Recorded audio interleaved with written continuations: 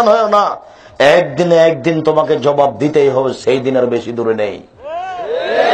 সম্মানিত উপস্থিতি, 4 lottery, lottery ক্রয় করা হারাম।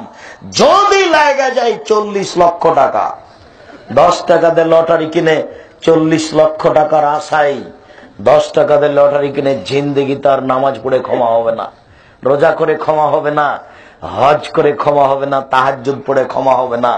রাতের অন্ধকারে উঠে 2 রাকাত সালাত আদায় করে আল্লাহকে বলতে হবে, আমি অনুতপ্ত সহকারে তোমার দরবারে বলছি, আস্তাগফিরুল্লাহ ওয়া আতুবু ইলাইহি, তোমার কাছে ক্ষমা ভিক্ষা চাই, তোমার নিকট ফিরে যেতে চাই।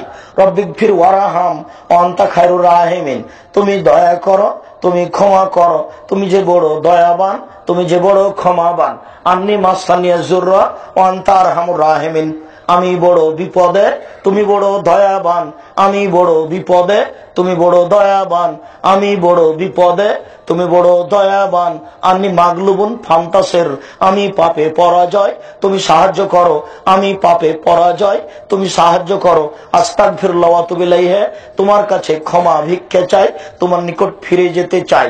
রাতের অন্ধকারে তোমাকে বলি, আমি পাপ করেছি, অনুতপ্ত সহকারে তোমার দরবারে বলছি, আমি জিন্দেগিতে আর কোনোদিন লটারি ক্রয় করব না, আমার ভুল হয়েছে, তুমি আমাকে ক্ষমা করো। আমি অনুতপ্ত সহকারে গভীর রাতে তোমার দরবারে বলি, আমি আর কোনোদিন লটারি ক্রয় করব না, তোমার সাথে আমি অদাবদ্ধ, তুমি আমাকে মাফ করো।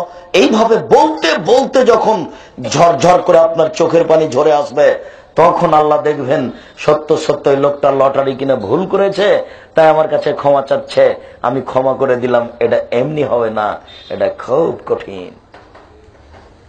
এই ছেলে, এর চেয়ে বড় কঠিন রিক্সাওয়ালাকে থাপ্পড় মারা। মনে আছে তোমার? শতবার তোমাকে বলেছি, ওইখানে রিক্সায় উঠে এখানে নেমে গিয়ে বললে কয় টাকা ভাড়া? 50 টাকা। তখন তুমি হাত উঠিয়ে বললে, বেটা 20 টাকা ভাড়া, 50 টাকা চাও। এক থাপ্পড় দিয়ে বিদায় করে দিলে 20 টাকা দিয়ে। এই পাপ ক্ষমা নেও দেখি, বাকি জীবন তোবা করলে এই পাপ ক্ষমা হবে না। তুমি একজন কসাই, গরু জবাই করো, বিক্রি করো, কোটি টাকা ইনকাম করো, তাতে আসে যায় না। 50 করে গোস্ত কম দিয়েছো, ক্ষমা নেও দেখি, আর হবে না। তুমি একজন ব্যবসায়ী, আলু কিনছো, মনের মন বিক্রি করছো, করো, কোনো সমস্যা নেই, কিন্তু বারবার বড় আলুগুলি সাজিয়ে সাজিয়ে উপরে রাখছো কেন? এটা কেন? এইটুকুর কি প্রয়োজন?